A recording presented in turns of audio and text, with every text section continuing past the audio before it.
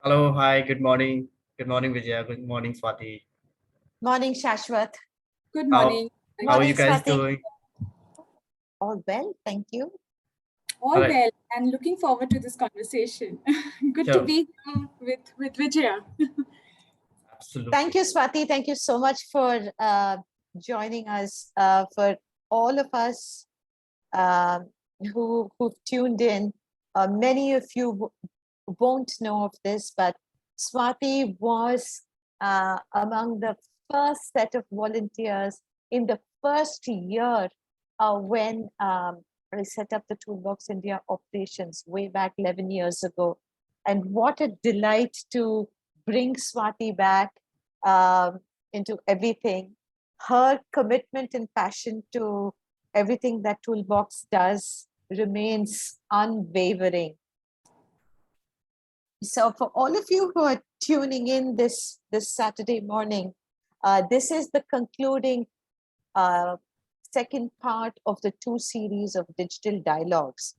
And my guest today is somebody whom one, all of those you associated with Toolbox will see a lot more of her. But to formally introduce Swati Mathur, a seasoned industry veteran, and I first ran into her when she was in a senior management role at Edelweiss, who then has gone on to drive and influence leadership as managing director for Asia Pacific at Common Purpose. So Swati brings her expertise, her wisdom, and her empathy, whether you're the CEO of a large global bank or you're a non-profit organization dotting one of the rural geographies with whom Toolbox India continues to largely work with. On that note, Swati, good morning, and thank you so much for being here today. Thanks, Vijaya, and thanks for having me here, and thanks for always inspiring. These 10 years have had. I mean, your presence in my life has had an impact on my last 10 years. So thank you for that. I'm not worthy of that praise, but thank you very much. Swati, I want to, I think the reason why we wanted to bring these two sessions, this segment of digital dialogues was largely to, looking at how things have begun to unfold for all of us in 2022. For the last 2 years, all of us were in a different sort of a mode and mindset, right? And a lot of us have done whatever it took for us to kind of navigate those. And those in a way, that chapter is actually kind of not closed, but we are actually moving forward from there. But in the last 2 years also, a lot of things, we've come back as altered people, all of us, whether it is in our mindset, whether it is in our behaviors. And the world is dotted with different kind of altered mindsets and behaviors. As leaders, if people had to adapt in a particular way in the last 2 years, it's being called upon again. In the last 2 years, we saw a lot of people leave. There are new employees. There are also a lot of old employees who are coming back to work. We spoke about the great resignation, but it's really not the great resignation, because the narrative in the developed world is very different. So my question to you is, and obviously it's on everybody's mind, but what is the sort of the first thing that we are seeing that any leader, irrespective of the kind of organization that you lead or and manage and run, what is it that we are returning to? And where is the first step in addressing that? Thanks, Vijay. It's such a pertinent question, and I think all of us are grappling. So I mean, first of all, a caveat that I don't have answers. I would basically, share my perspectives on how all of this has meant for me and the organization that I'm working in. Because like you rightly said, Vijaya, everybody has experienced things differently in the last 2 years, given, individuals' realities, but also the changing externalities, right? So one thing which has been constant, let's talk about that, and then I'll come to, how things are moving. I think for me, the thing that has remained constant is the notion that leadership is always a verb. It's not a noun, which means that it is a set of actions and behaviors and responses, to the changing externality. So, जो कहते हैं ना, जो पहले जैसा करते थे वो अब हम वैसा अगर वैसा ही करते रहे तो वो कोई चेंज नहीं है, उसमें तो कोई जॉय भी नहीं है, और शायद हम we'll miss the mark as well. So I think, therefore, the constant that remains is that the actions and behaviors, we need to constantly be adapting ourselves in response to how the world around us is changing. Because, no matter how much we say that, we are here and all of us are from the not-for-profit sector. So we are here for a cause, for our passion, for creating an impact. And at the end of the day, yes, we that's what brings us satisfaction.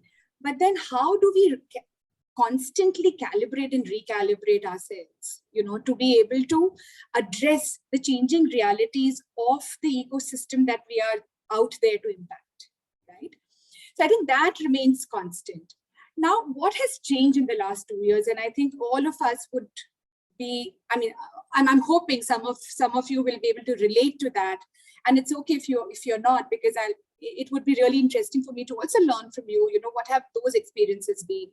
But I think for me personally, if I look back, the pre-COVID era was more of a time of very heightened activity, lots of movements, very, very high pace.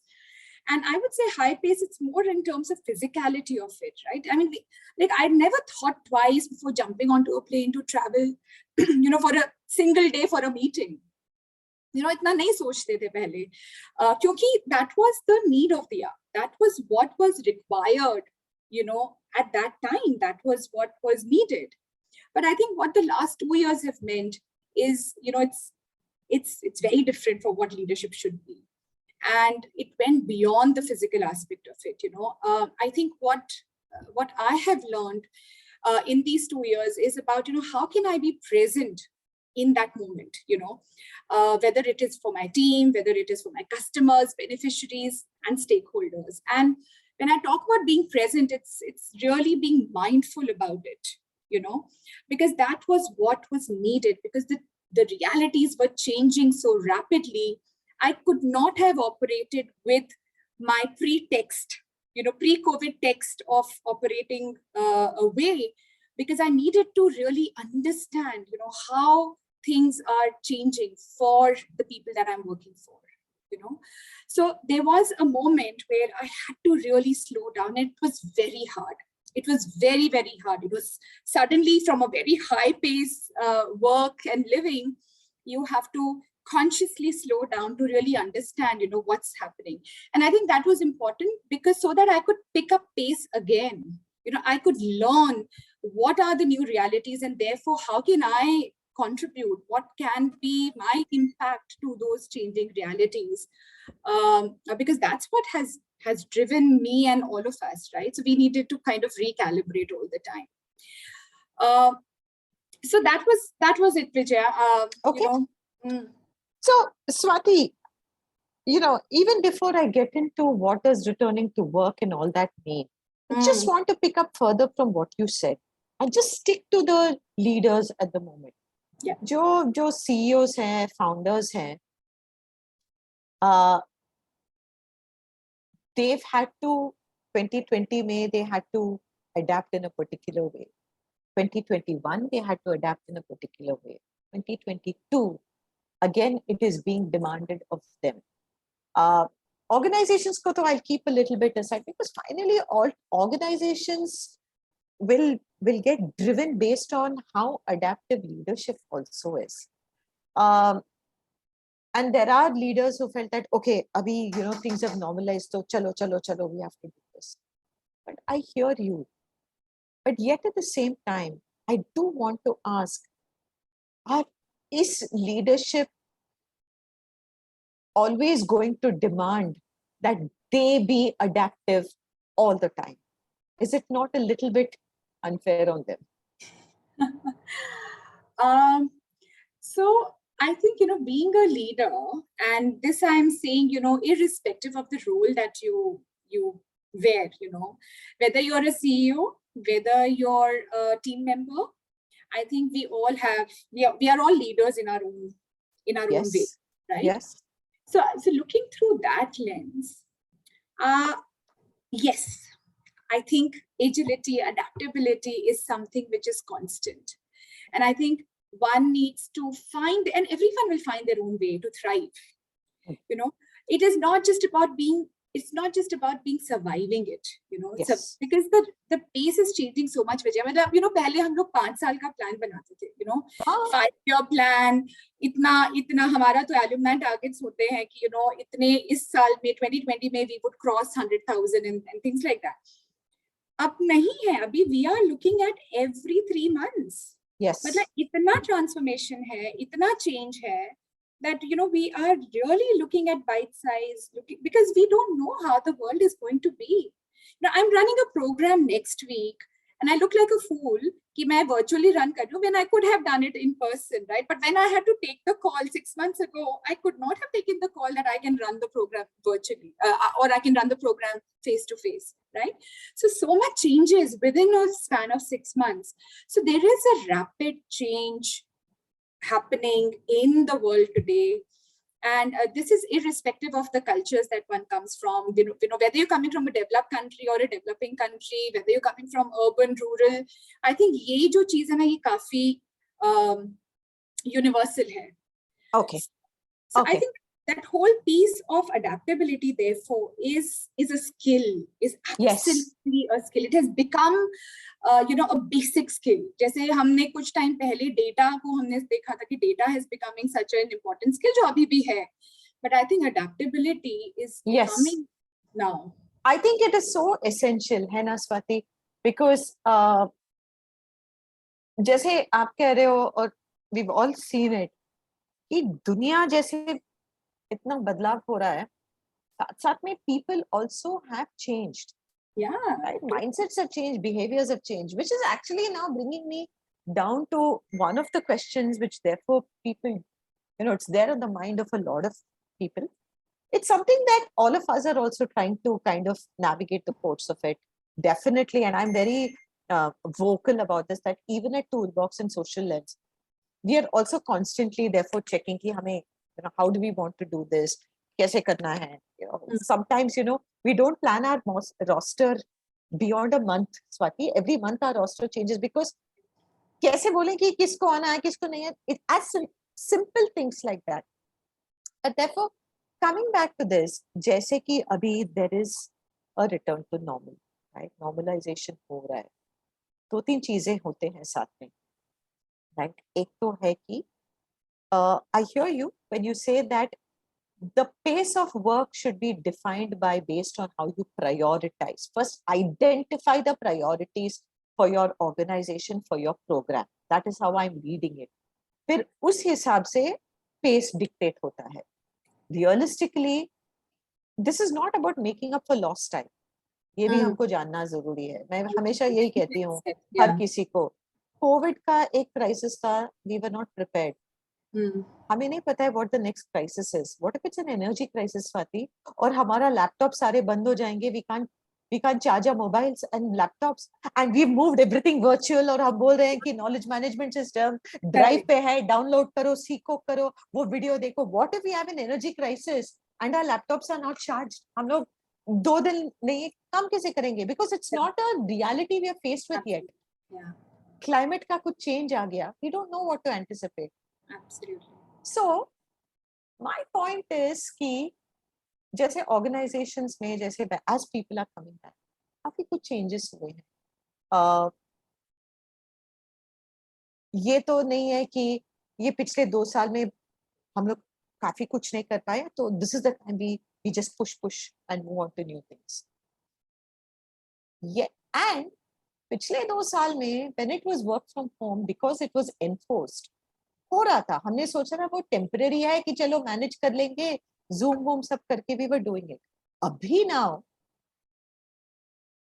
I feel the fundamental thing we need to understand is that there are some principles of that survival mode which you can sort of bring into the thrive mode. So how should managers and leaders start looking at कि hybrid तो चलने वाला है, right? For me, it comes from a place of trust.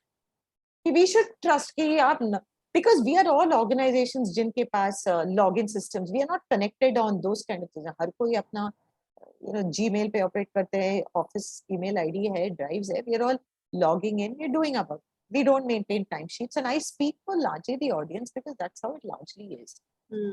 So how do we bring the link between trust, productivity? ऐसा जरूरी नहीं है कि कोई ऑफिस में 5 दिन नहीं है कि तो जिस दिन ऑफिस में नहीं है कि वो लोग स्विच ऑफ बटन में है. That is a wrong assumption to make. Yeah. So how should we be looking at this? Because return to work the way it was वो नहीं होगा जितना भी imperative है, isn't it? नहीं, और अगर हमने वैसे ही अगर प्री कोविड टाइम पे जाना है तो हमने क्या सीखा? What did we learn from the last 2 years? We haven't, I think every crisis is also an opportunity, like you said, Vijaya. So therefore, I think the normal or return to normal is not the normal defined by the pre-COVID era. It is a normal that works for today's realities. It cannot be कि चलो अब तो सब ये 2 साल को एकदम wipe out करो और again start back. ऐसा नहीं है. So I think leaders will have to think and organizations will have to think. And you're right, the trust, trust is such a big word. And how do we develop that trust? Yes. That's a massive gap, right? बोलना बहुत आसान होता है, but करना difficult है. But करने के लिए there are 3 things in my view, which has worked for me and for our organization. I think trust तब आता है जबकि you don't fight those ego small battles. कब आना है, क्यों नहीं आए, कहाँ थे इस समय, ये क्यों नहीं log in किया, and all of that. That is, these are like small things. But if we look at the larger purpose, I think that is so important. Are we as organizations, as leaders in the organizations, are able to communicate 3 things: a clear direction, a purpose, and a vision. And vision.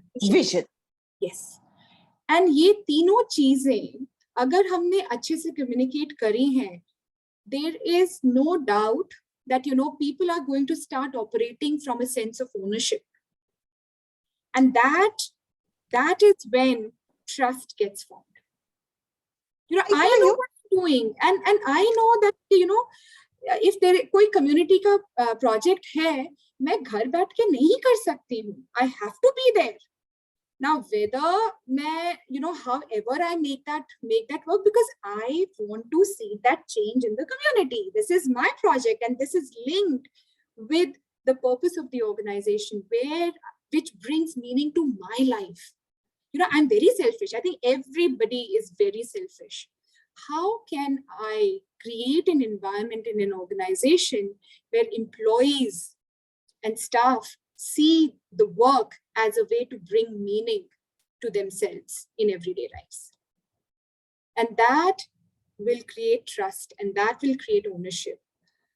And then you will forget about fighting those battles, and I'm not belittling processes. They are very important, very, very important. But वो process को follow करने के लिए ownership का होना बहुत जरूरी है. नहीं तो वो data entry process हो जाता है. फिर अपना interns लेके आते हो कि भाई कोई और तो काम नहीं करता है, चलो interns को ले आओ और उनसे data entry कराते हैं. I mean, I do in our organization, I do data entry every day. It is, and it comes from a sense of ownership, because it Correct. is, I own the relationship. I own, whether it is with a client, whether it is with an alumni, whether it is with a contributor. I own them, literally. Matlab, it is my credibility on the line. Right? Absolutely, Swati, and you brought up such an important point. I do want to pick up the ownership piece. Definitely, I think a lot of organizations are sort of trying to battle with ownership, right? I think ownership is something that comes very naturally to some of us. We understand what that means. हम मानते हैं कि कोई काम छोटा नहीं, more than छोटा बड़ा. I think it's about it needs to be done, right? But how do you? And I hear you when we say that हमें purpose drive करना है. I've also believed very strongly that जब when I've heard people say that corporates मुझे I don't like the corporate world, वहाँ profits होते हैं. मैं बोलती हूँ profit के बिना philanthropy तो exist ही नहीं हो पाएगा. बिल्कुल. Right? And so profit drives impact. We have to accept that. Let's not get into the negative impact, but there's also so much of positive impact that's coming. Philanthropy cannot survive without profit. They need to coexist. But coming down to ownership, right? A lot of people, and not necessarily just founders, that's one of the things that I've seen, that ownership is an intrinsic value, Swati. वो CEO या data entry operator की वजह से, मतलब data entry operator है तो उसको ownership नहीं है. He's too junior, so he or she's too junior, so they're not going to have it. I don't think it is defined by the level in the organization structure you're in. तो फिर वो ownership intrinsically अगर आना है, what should every individual look at? Because you can't instill ownership in an individual. वो होना चाहिए, नहीं तो people will do it. Correct. They will do it. They may do 80% of their job. They may do 85% of their job. This is not a HR conversation. Ki 100% kiya, ya what? Ya 200% kiya. I'm not going down there. But ownership, for it to be instilled, how do people look within themselves to kind of build an ownership mindset, Swati? A few thoughts there, Vijaya, and it's not a very easy binary kind of an answer. Yes. I think if I look at myself, why do I perhaps, take ownership of certain things, right? And it's, as I said, it is very much because of selfish reasons. It brings meaning to me. Correct? अभी किसी ने तो देखा वो मेरे अंदर कि what drives this girl is can I give her more of that, right? So it boils down to leaders' interest in people. Am I interested in the people who are in the organization, right? And can I go beyond when I'm looking at my people? Can I look beyond the role that they are operating in, right? Is this person a partnerships director? Is this person data entry operator? Is this person a marketing manager? Is this person a fundraiser? People have multiple identities. And we need to really understand what makes the person a whole. It's not just their role. And if we go dig deeper, we'll find some real hidden treasures of, what motivates them. Why are they doing what they're doing? I mean, there are obviously, there are bills to pay at the end of the month. But apart from that, what is it that drives individuals? And often we'll find some real hidden treasures, and then can we use that to, to create an environment of collective, I mean, the whole piece of collective, it's not just about one person, it's not about one genius coming in and changing the world. Nobody can operate like that. Can I create that that atmosphere where everybody feels part of that collective. And I think, NGO sector में I think मुझे ये बहुत ही सुंदर लगता है कि हम ये ना बहुत आसानी से कर पाते हैं, जो कि बहुत ऑर्गेनाइजेशंस में नहीं हो पाता है. मैं बोल रही हूँ आसानी से, but yes, it is a challenge. It is also a challenge. It's not that everyone, is there to kind of, will perhaps reveal themselves entirely. And therefore, the onus on leaders is really also comes from, can I share my vulnerabilities? Can I share, I don't have all the answers. I rely on others. I rely on my team to tell me, right? And can I give them credit for what they bring in?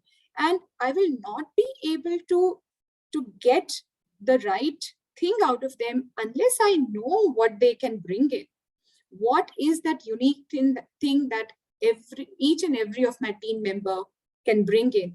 I need to be curious about them. I need to really understand what drives them. I need to, look at them as a one holistic person, and then see and then connect the dots, right? Acha, मैं इसको यहाँ पे ये project में ना, I think this person will really thrive. They can really add value, or I need to give an exposure to this person on my team. So मैं अपने दूसरे peer के साथ जाके बात करती हूँ कि can you please take them on your team for for this project, to give them exposure. And I'm constantly thinking about all of this, right? Because as much as I think about the participants and the organizations that I work for, I have to think in a similar manner for my team as well. Otherwise, ownership nahi aayega. And when they know that, there is this person who is thinking about me, who's constantly pushing me, and it's not about being lenient or being soft or being, you really have to push it. There is a very interesting piece around good managers or good leaders are those who really push people. They're not the goody ones, right? So you need to, and for to be able to do that, to be able to command that you push them and they also get pushed, you need to really know where they're coming from. What are their strengths? What are some of the things that you would like them to?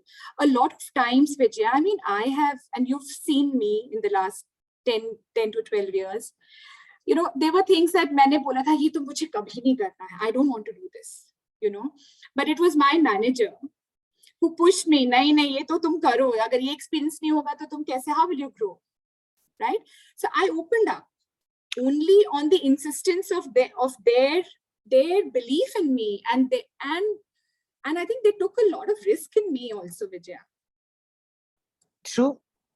I think that's a very important point you bring up, that, as leaders, I think for all of you who are listening in, who are managers, there is a certain amount of risk we take on when we are working with, our teams, whether somebody's recruited them directly, or, you've been given team members and said that this is the team you work with. There's always going to be a certain amount of risk. But you're right. I think trying to understand what makes people tick is really a great way to start. But, I understand these, and I definitely agree with all of them. And yet, Swati, and yet, 2-3 things. I have slowly come to recognize that this also ties into loyalty, and I'm going to lead up to something, and so please indulge me if I take a couple of minutes longer to get there. Sure. See, we've always spoken about, the vision, the purpose, and loyalty, right? If our vision is very clear, which, given all the chaos and disruptions, you're still very clear what the vision is. The purpose is so aligned towards fulfilling that vision that you're going to therefore be a force to do whatever you need to get there. That necessarily, and then you say that, you're right, you can't do this by yourself. You need a village to take you with it to make that happen, which then comes down to employee loyalty. Okay. What is employee loyalty? What is loyalty? Even is it defined by the number of years that people stay? I don't think so. I think for me, in my personal work, loyalty for me is defined by one, what that individual did with and for the organization while increasing their own learning journey. You added value in the 1 month you were there. And my favorite example to give is of our interns who were there, because interns come for a short time.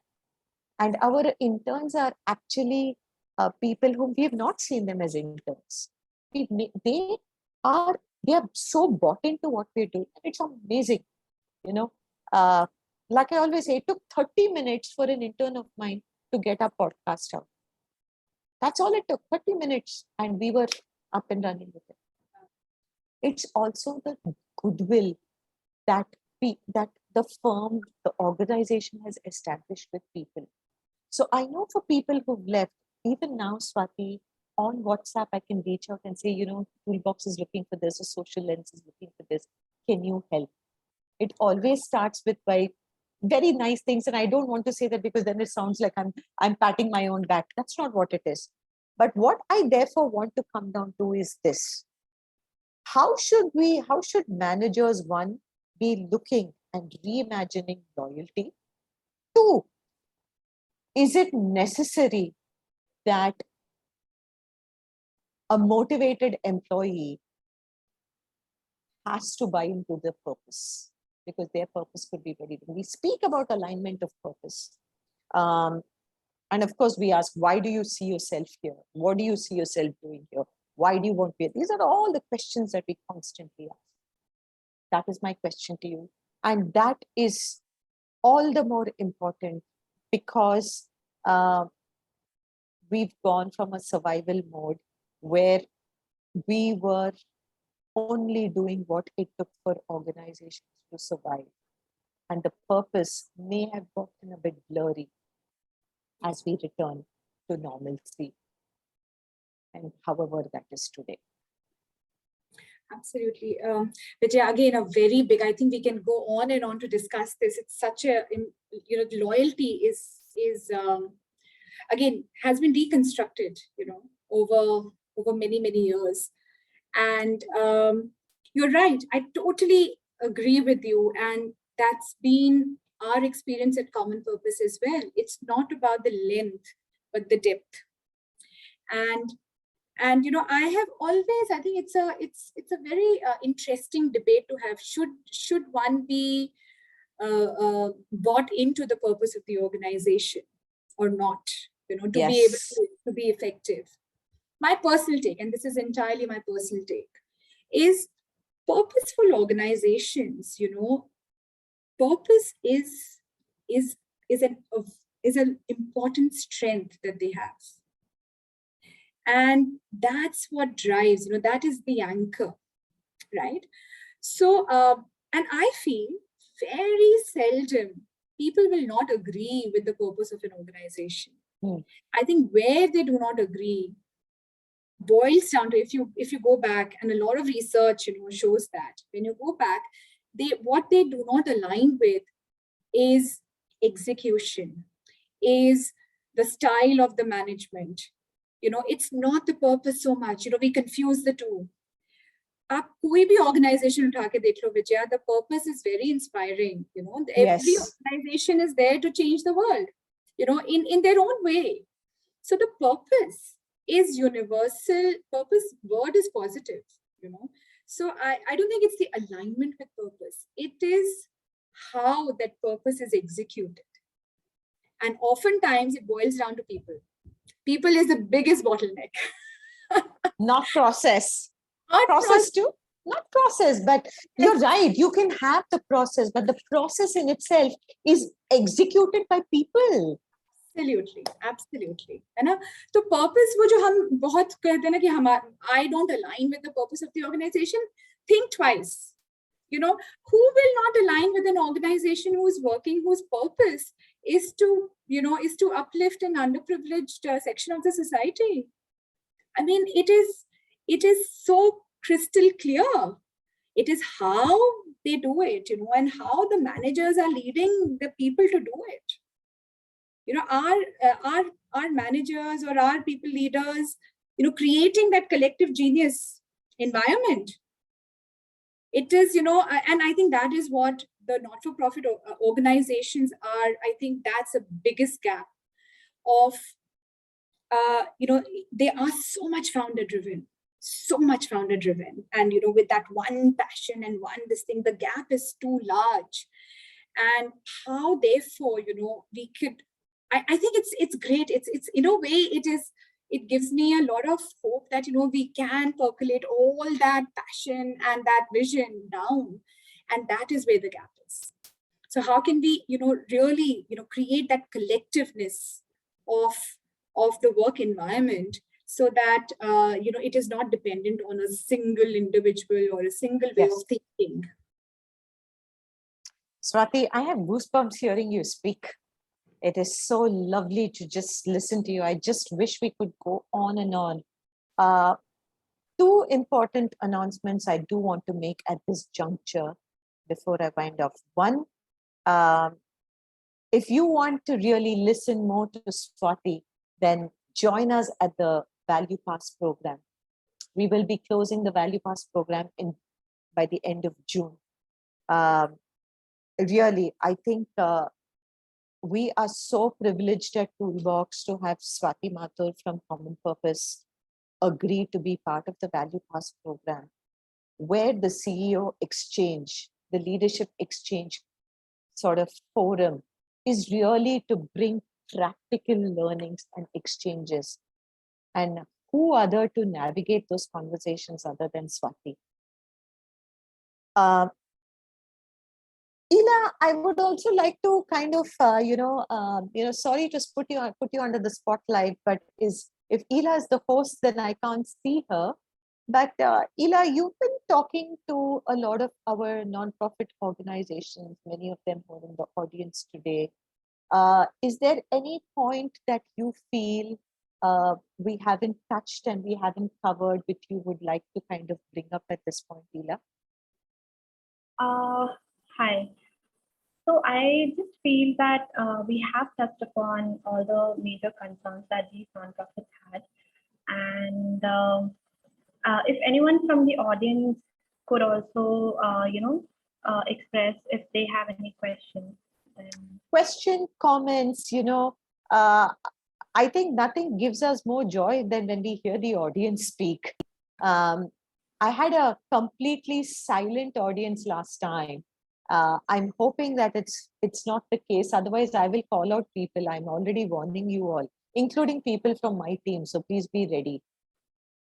And if I can add just a little bit, it need not be a question. It could also be an experience. Yeah, that you have an experience. Correct. Through, or perhaps, something that you don't agree with what Vijay or I was talking about. I think we would love to hear different perspectives as well. It's as much as a learning experience for us as much as it's for you. Yes.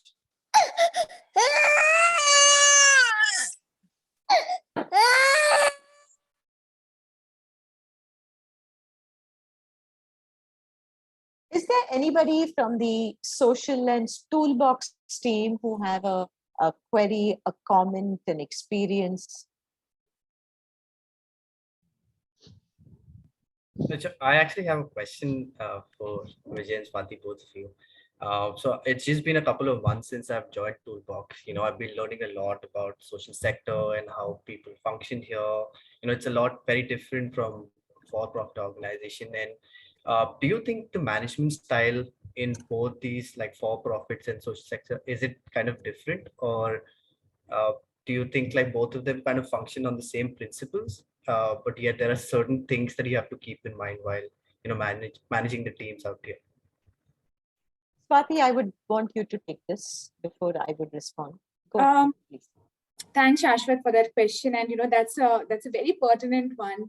Having worked both in the corporate sector and the not-for-profit sector, I feel, there are some basic tenets of people are the same, whether you're working in whichever sector, people are the same, and therefore the way the basic tenets of working with people is remain same, like Vijaya was mentioning about trust and the whole piece around ownership.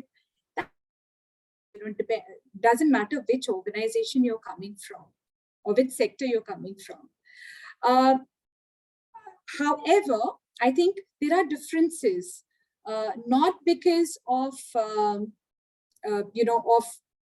not because of the sector that they are in. I think it's because of the circumstances, right? I mean, there's slightly more resources available in the corporate sector, for example, than in the not-for-profit sector. So the mindset needs to be slightly different, right?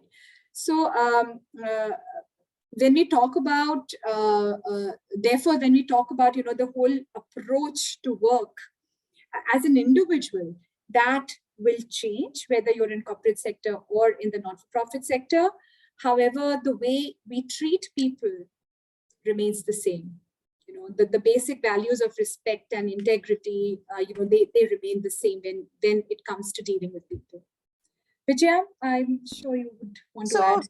I think, Swati, you've actually covered a lot of it. But Shashwat, the question itself is not very, it's very pertinent, right? Because increasingly in the impact sector, you see a lot of crossover talent. Social Lens and Toolbox itself over the years has seen a lot of crossover talent. And so there is nothing like, this is a social sector professional and this is a corporate sector professional. ऐसा तो है ही नहीं. Pehle, that narrative was there maybe 30 years back when people were very driven by, activism based kind of mindset. They wanted to bring about social change. These are the people who went on to become founders and became very, very committed people. Okay. Now the social sector traditionally has always faced a resource crunch, which is why we said that, okay, traditionally we've noticed, and this is the reality, that salaries haven't been like what they have been in for-profit world and so on. The accessibility to a lot of resources. I think in the last 5 years, a lot of that has changed because bootstrapped romanticization has been like fantastic. It has gone from bootstrap to sustainable, right?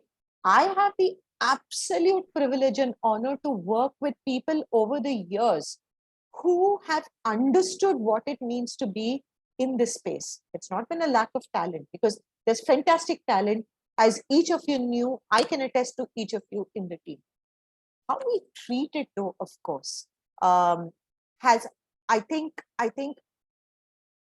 it's also a learning journey for all of us to understand that accountability and that we are also answerable. If you're answerable to clients and donors on one side, remember that the biggest community that you're answerable to, even if you're not directly connected to them, even if they are invisible to you, is the community.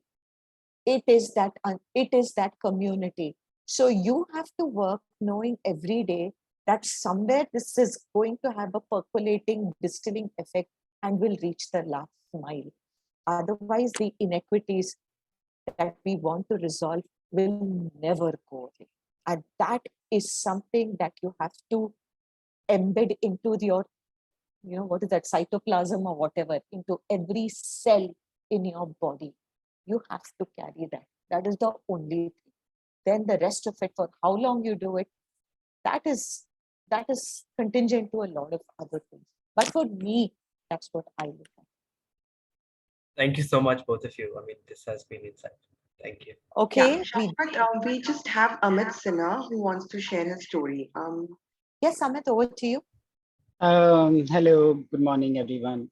Good morning. So, can I speak in Hindi? Of course. बोलिए ना. जी. हिंदी में बात करते हैं. हाँ जी. तो अगर मैं बोलूँ तो पिछले 17-18 साल से कभी भी नहीं सोचा कि घर से भी काम हो सकता है, और इतना अच्छा काम हो सकता है। अगर मैं बोलूं कोविड के दौरान मोर देन 35 लाख रुपीस हमने रेज किया घर से। तो और क्योंकि हम लोगों का जिस तरह का काम है, होम्स चलाते हैं, बच्चों का डे केयर सेंटर है, इसके अलावा सड़क पे काम करते हैं, तो एज अ लीडर कभी नहीं सोचा कि मैं घर पे रहूंगा और सारा काम हो जाएगा। तो ये मेरे को लगा कि कोविड ने ये सारी चीजें हम लोगों को सिखाया है। पर्सनली मेरे को जूम और कोई भी ऑनलाइन मीटिंग कैसे करते हैं इसके बारे में पता ही नहीं था।